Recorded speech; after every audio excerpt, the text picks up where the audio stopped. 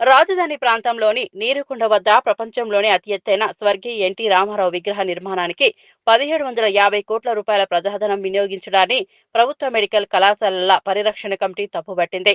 అదే నిధులతో ప్రజలకు ఉపయోగపడే 7 ప్రభుత్వ మెడికల్ కళాశాలను స్వర్గీయ ఎన్టీ రామారావు పేరుతో నిర్మించాలని కమిటీ ప్రభుత్వానికి విజ్ఞప్తి చేసింది. ఈ నెల 18వ తేదీ గుంటూరులోని జనచైతన్య వేదిక హాల్లో నిర్వహించిన మీడియా సమావేశంలో కమిటీ రాష్ట్ర కన్వీనర్ డాక్టర్ ఆలా వెంకటేశ్వర్లు మాట్లాడుతూ గతంలో రుషికొండపై నిర్మాణాలను విమర్శించిన నాయకులు నేడు భారీ వ్యయంతో విగ్రహ నిర్మాణానికి పూనుకోవడం విరుద్ధమని అన్నారు.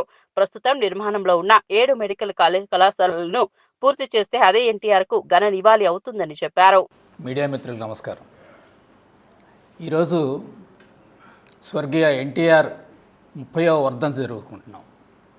వారు ఎప్పుడు కూడా పేద ప్రజలే నా దేవుళ్ళు అంటూ ఉండేవారు. ఇవాళ ఎన్టీఆర్ గారికి నివాళులు అర్పించడం అంటే పేద ప్రజలకు ఉపయోగపడేటువంటి పనులు చేస్తే అది నిజమైనటువంటి ఉపయోగకరమైనటువంటి ఎన్టీఆర్ గారికి నిజమైన నివాళులు అర్పించడం అవుతుంది. అట్లా కాకుండా పేదలకు వ్యతిరేకమైనవి ప్రజాధనంతో నిరుపయోగమైనటువంటి పనులు చేసినట్లయితే ఈరోజు ఎన్టీఆర్ గారి ఆత్మ క్షోభిస్తుందని చెప్పవచ్చు. ఇటీవల మన రాష్ట్ర మంత్రి గారైనటువంటి నారాయణ గారు ఒక స్టేట్మెంట్ ఇచ్చారు. నీరుకొండలో 1750 కోట్ల రూపాయలు ఖర్చు పెట్టి స్వర్గీయ ఎన్టీఆర్ గారి విగ్రహం ఒకటి నెలకొల్పుతామని చెప్పేసి అంటున్నారు. ఆ తర్వాత అంతకుముందు మన ముఖ్యమంత్రి గారు చెప్పారు. గత ముఖ్యమంత్రి గారు ఋషికొండలో భవనాలు నిర్మించారు. దాదాపు 500 కోట్ల రూపాయలు వృధా ఖర్చు చేశారు. ఆ 500 కోట్లు ఉన్నట్లయితే 2 మెడికల్ కాలేజీలు దానికి అవకాశం ఉంది. ఈ విధంగా దీన్ని అరికట్టాల్సినటువంటి అవసరం విఘ్నుల అందరిపైన ఉందని చెప్పేసి ఈ సందర్భంగా తెలియజేస్తున్నాను. ఇటీవల సుప్రీంకోర్టు కూడా ఓ సందర్భంలో తెలియజేసింది. చెన్నై హైకోర్టు ఓ తీర్పు ఇచ్చింది. చెన్నైలో కరుణానిధి గారి విగ్రహం పెట్టాలని చెప్పేసి తమిళనాడు ముఖ్యమంత్రి గారైనటువంటి స్టాలిన్ కోరుకున్నా కూడా దాన్ని తిరస్కరించింది చెన్నై హైకోర్టు. ఆ తర్వాత తమిళనాడు ప్రభుత్వం సుప్రీంకోర్టులో అప్పీల్కి వెళ్ళింది. సుప్రీంకోర్టులో కూడా దానికి తమిళనాడు ప్రభుత్వానికి ఎదురు దెబ్బ తగిలింది. కాబట్టి దీనిటన్నిటిని గుర్తుంచుకొని ఈ ప్రభుత్వం ఏదైతే విగ్రహాలు పెట్టాలి, 100 కోట్ల 1000 కోట్ల ఖర్చుతో పెట్టాలనుకుంటుందో ఆ యొక్క ఆలోచనని విరమించుకొని వ్యక్తి యొక్క గొప్పదనం ఆ యొక్క విగ్రహం యొక్క హైట్ని బట్టి ఉండదు. కాబట్టి వారి సేవలను గుర్తుంచుకోవాలంటే అనేక ఎడ్యుకేషన్ ఇన్స్టిట్యూషన్స్ నిర్మించండి, హాస్పిటల్ నిర్మించండి, ఇంకా ప్రజలకు ఉపయోగపరమైనటువంటి ప్రాజెక్టులు కట్టండి. ఆ విధంగా చేయండి. కానీ ఈ విధమైన వృధా ఖర్చు చేయటం ప్రజలకి ఏమాత్రం కూడా సమ్మతం కాదని చెప్పేసి ఈ సందర్భంగా తెలియజేస్తున్నాను. ఆంధ్రప్రదేశ్ ప్రభుత్వం ప్రకటిస్తున్న 2 నిర్ణయాలు పరస్పర విరుద్ధంగా ఉన్నాయని ప్రభుత్వ మెడికల్ కాలేజీల పరిరక్షణ కమిటీ భావిస్తుంది.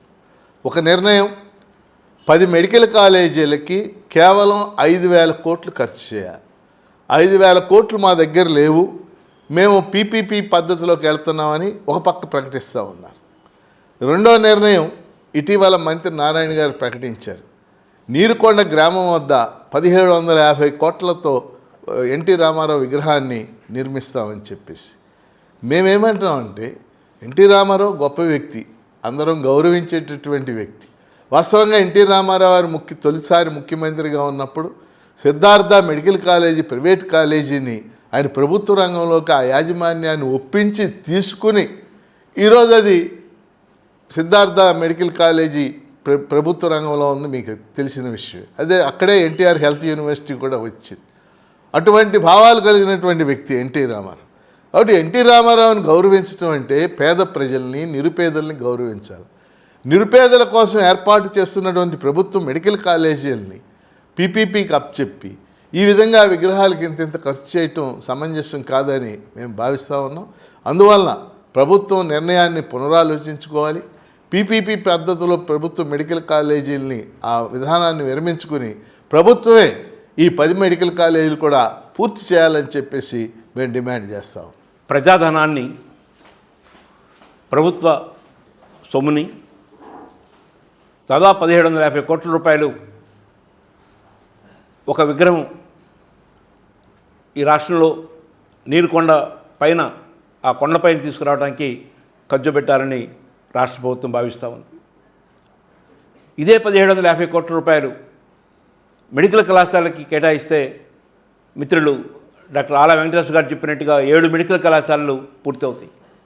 దాన్ని తీసుకురావాలని ప్రయత్నం చేయటం, ప్రపంచంలో అతి ఎత్తైన విగ్రహం ఆంధ్రప్రదేశ్లో ఉండాలి, రాజధానిలో ఉండాలని కోరుకోవటం, ఇది సబబు కాదని ప్రజల డబ్బుని సక్రమంగా ఉపయోగించాలని కోరుకుంటున్నాను.